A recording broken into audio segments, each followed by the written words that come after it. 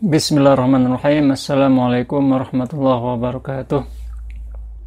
Innal hamdalillah nahmaduhu wa nasta'inuhu wa nastaghfiruhu wa nastahdihi wa na'udzu billahi min shururi anfusina wa min sayyiati a'malina. Man yahdihillahu fala mudilla lahu wa man yudlil fala hadiya lahu. Asyhadu an la ilaha illallah wahdahu la syarika lahu wa asyhadu anna Muhammadan abduhu wa rasuluhu la nabiyya ba'dah. Allahumma sholli wa sallim ala sayyidina Muhammadin fil awwalin wal akhirin. Hadirin sekalian, tidak terasa waktu demi waktu berlalu hingga hari ini kita bisa masuk kembali ke bulan Ramadan.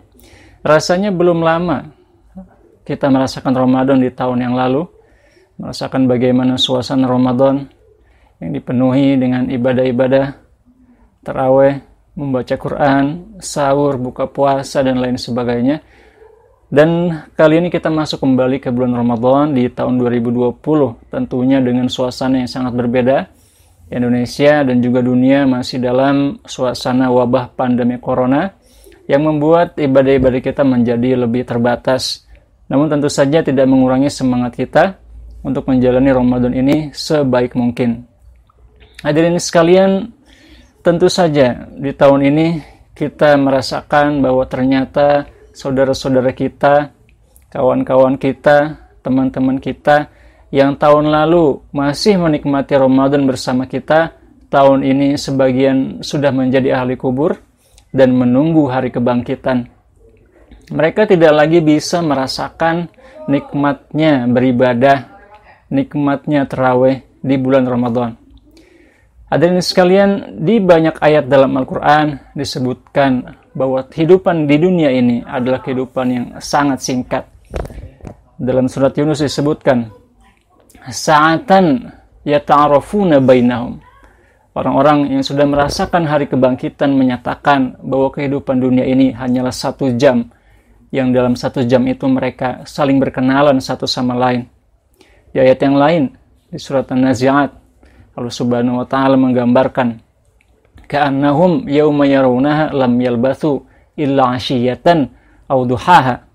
Di hari ketika mereka menyaksikan hari kiamat, mereka merasa bahwa mereka hidup hanya di 1 siang atau di 1 sore.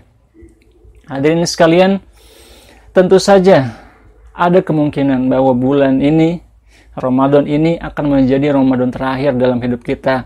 Siapa yang tahu kalau nantinya di bulan Ramadan yang akan datang kita tidak lagi bisa merasakan Ramadan. Hadirin sekalian, karena itu mari kita maksimalkan Ramadan ini. Karena bisa jadi kemungkinan Allahu a'lam, kita tidak tahu umur kita, bisa jadi ini adalah Ramadan terakhir dalam hidup kita. Hadirin sekalian, Ramadan adalah bulan yang penuh berkah sebagaimana Allah Subhanahu wa Ta'ala menggambarkannya.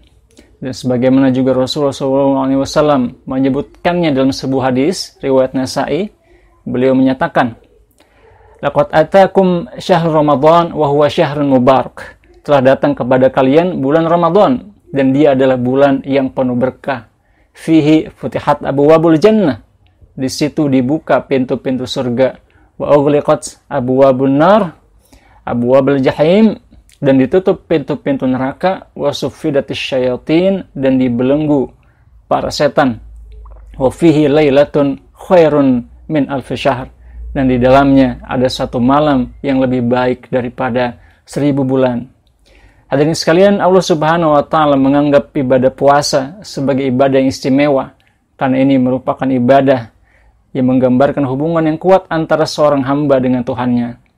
Maka dalam sebuah hadis qudsi Allah Subhanahu wa Ta'ala menyatakan, kullu amali ibni adam lahu illa shaum fa innahu li fa an ajzi bih. Semua pekerjaan anak Adam adalah miliknya kecuali puasa. Karena puasa itu milikku, maka aku yang akan mengganjarnya dengan balasan terbaik. Maka para ulama menyatakan bahwa ibadah puasa itu pahalanya tidak terbatas, hadirin sekalian. Allah Subhanahu wa Ta'ala sangat mencintai hambanya yang berpuasa. Dalam sebuah hadis qudsi Allah Subhanahu wa Ta'ala menyatakan, tara'a ta'amahu wa syarabahu wa syahwatahu li falis-shaimi farhatan. Orang yang berpuasa itu meninggalkan makanannya, minumannya, syahwatnya untukku, kata Allah Subhanahu wa Ta'ala, falis-shaimi farhatan. Maka bagi orang yang berpuasa aku berikan dua kebahagiaan. Farhatun inda fitri, kebahagiaan ketika mereka berbuka puasa, wa farhatun inda liqa'i rabbih, dan kebahagiaan ketika mereka bertemu dengan Tuhannya. Wala khalufu fami shaimin, dan sungguh bau mulut orang yang berpuasa ahabbu indallahi atyabu indallahi min rihil misk, lebih indah, lebih bagus, lebih wangi bagi Allah Subhanahu wa taala daripada bau mis yang merupakan pewangi di wilayah Arab. Hadirin sekalian, dalam surat Al-Baqarah Allah Subhanahu wa taala menyatakan, ya alladzina amanu kutiba alaikumusiyam kama kutiba alal ladzina min qablikum la'allakum tattaqun. Wahai orang-orang beriman, diwajibkan atas kalian berpuasa sebagaimana diwajibkan atas orang-orang sebelum kalian agar kalian bertakwa. Hadirin sekalian, para nabi yang lalu di masa-masa sebelum Nabi Muhammad juga telah diwajibkan untuk berpuasa. Dalam Al-Quran, Allah Subhanahu wa taala menceritakan kisah saat Nabi Musa menerima wahyu di Bukit Sinai. Wa idh wa'adna Musa 30 lailatan fa'atmamnaha bi'ashrin fatamma miqatu rabbih 40 laila. Ketika Nabi Musa membuat janji dengan Allah Subhanahu wa taala 30 malam, kemudian kami sempurnakan dengan 10 malam, maka menjadi 40 malam.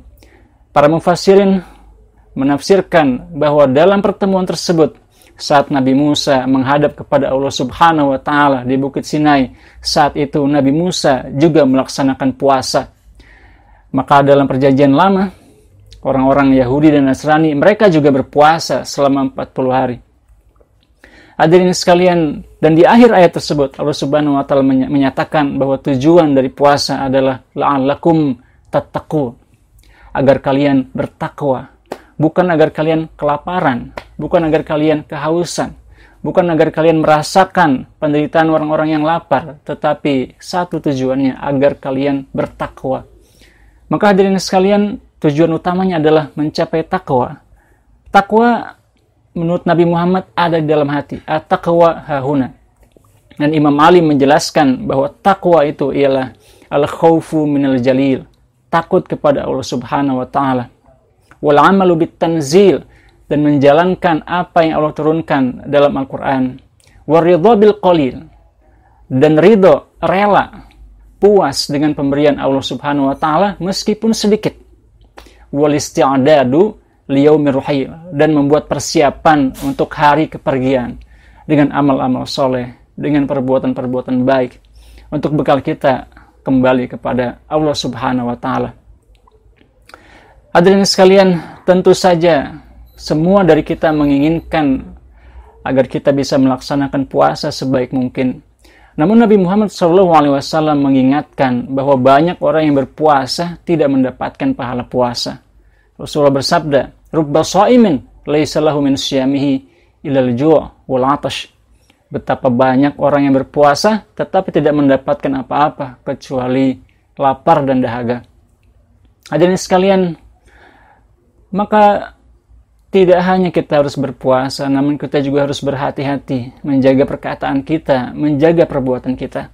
Karena di hadis yang lain, Allah Subhanahu wa taala, di hadis yang lain Rasulullah SAW bersabda, "Man lam yada' qaula zur wal 'amalu bih," barang siapa yang tidak meninggalkan perkataan kotor dan bekerja pekerjaan-pekerjaan kotor, fala hajata lillahi li ayyada'a ta'amahu wa syarabah, maka Allah tidak butuh baginya untuk dia meninggalkan makanan dan minumannya. Istilah lainnya, kalau dia masih melakukan keburukan, mengucapkan kata-kata buruk, maka Allah tidak butuh puasa dia. Artinya di situ Allah Subhanahu wa taala tidak mengganjar orang tersebut, tidak menganggap orang tersebut berpuasa selama kata-katanya, perbuatannya masih mengandung keburukan. Hadirin sekalian, dalam suatu hari, Umar bin Khattab berdiri di Bukit Sofa bersama putranya Abdullah bin Umar. Mereka berdiri memandang ke arah para hujjaj, orang-orang yang berhaji di Ka'bah saat itu. Kemudian Abdullah bin Umar berkata kepada ayahnya, "Wahai ayah, al-hujjaj kasirun, orang-orang yang pergi haji ini banyak sekali." Umar menjawab, Ar-rakbu katsir walakinnal hajj qalil. Rombongannya banyak, tetapi yang haji sedikit. Umar dalam perkataannya memberikan isyarat bahwa tidak semuanya menyempurnakan haji mereka. Banyak yang melakukan haji, tapi hanya sedikit yang sempurna hajinya. Begitu juga dengan puasa kita, hadirin sekalian. Banyak yang berpuasa, tetapi sedikit yang benar-benar puasa. Karena itulah hadis-hadis tersebut, riwayat-riwayat tersebut mengingatkan betapa kita harus hati-hati dengan puasa kita. Bukan hanya di luar Ramadan, tetapi juga di bulan Ramadan. Bukan hanya di bulan Ramadan, tetapi juga di luar bulan Ramadan. Hadirin sekalian, dan Allah Subhanahu wa Ta'ala sangat mencintai hamba-hambanya yang mendekatkan diri dengan hal-hal yang wajib. Karena ini merupakan hal yang diwajibkan oleh Allah Subhanahu wa Ta'ala, maka tentu saja ini juga akan menarik cinta Allah kepada kita. Allah Subhanahu wa Ta'ala berfirman dalam sebuah hadis qudsi, "Ma taqarraba 'abdun ilayya ahabbu mimma iftaratu 'alaihi." Tidaklah seorang hamba mendekat kepadaku yang lebih aku sukai daripada apa yang aku fardukan kepadanya. Hadirin sekalian, maka puasa-puasa di bulan Ramadan ini adalah puasa-puasa yang benar-benar diharapkan dan juga ditunggu-tunggu oleh Allah Subhanahu wa Ta'ala, dan pahalanya begitu besar. Hadirin sekalian, ada lagi satu hadis yang mengingatkan kita betapa kita harus memaksimalkan ibadah kita, doa kita, istighfar kita di bulan Ramadan. Rasulullah SAW bersabda dalam suatu hadis, "Raghima anfu, raghima anfu, raghima anfu." Raghima artinya jatuh, anfu artinya hidungnya. Jatuh hidungnya, jatuh hidungnya, jatuh hidungnya. 3 kali Rasulullah menyebut raghima anfu, yang merupakan kata-kata yang kurang positif. Para sahabat kaget dan bertanya, "Ya Rasulullah, madza taqsid, apa yang kau maksud?" Maka Rasulullah mengatakan, mereka yang sempat memasuki Ramadan wa kharaja anhu, man adraka Ramadan wa kharaja anhu, yang memasuki Ramadan dan keluar darinya, walam yughfarlah, dan dosanya belum diampuni. Hadirin sekalian, di bulan Ramadan, di malam-malam Ramadan, Allah Subhanahu wa Ta'ala memberikan akses ampunan yang begitu banyak. Fi lailatin min layali Ramadan mutaqa minan nar. Di setiap malam-malam Ramadan banyak orang yang dibebaskan dari api neraka. Karena itu Rasul mewanti-wanti jangan sampai kita keluar dari bulan Ramadan kita belum beristighfar, kita belum meminta ampun atas semua dosa-dosa kita. Hadirin sekalian, bukan hanya hadis tersebut, di hadis yang lain, di riwayat yang lain, suatu saat Rasulullah sedang naik ke atas mimbar, dan saat beliau melangkahkan kaki beliau, beliau berdoa, "Amin, amin, amin." Para sahabat bertanya kepada beliau, "Ya Rasulullah, doa apa yang engkau sebut amin, amin tersebut?"